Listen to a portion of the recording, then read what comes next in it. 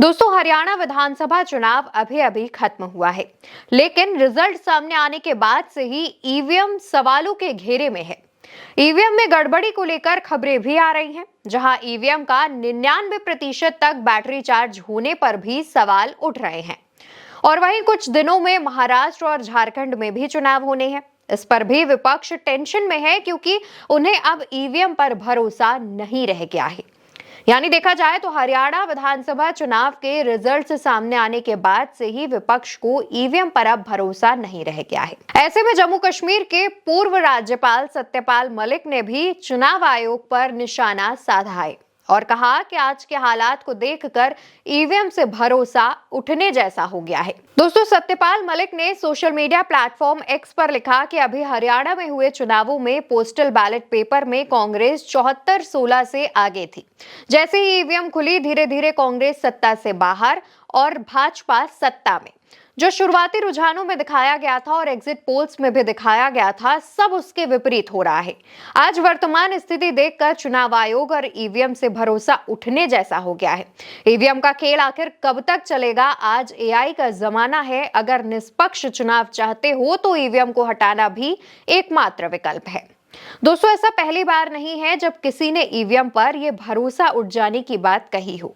एक बार पहले भी ईवीएम पर अखिलेश यादव का बयान सामने आया था, जिसमें उन्होंने भी ईवीएम पर भरोसा ना होने की बात कही थी। अध्यक्ष महोदय, ईवीएम पे मुझे कल भी भरोसा नहीं था, आज भी नहीं भरोसा।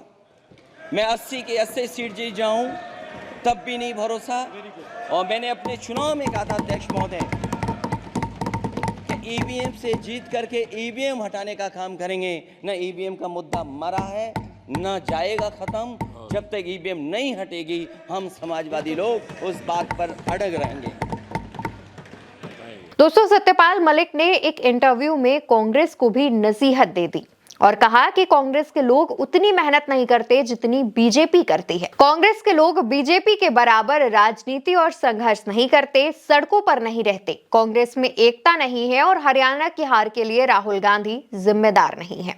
दोस्तों, चुनाव परिणाम वाले दिन भूपेंद्र सिंह हुड्डा, कुमारी शैलजा जैसे कई कांग्रेसी नेताओं ने गड़बड़ी की आशंका जताई थी और ईवीएम पर सवाल भी खड़े किए थे, क्योंकि जब काउंटिंग्स की जा रही थी और जैसे ही ईवीएम खुला, कांग्रेस धीरे धीरे उसकी सीटें कम होने लगी थी।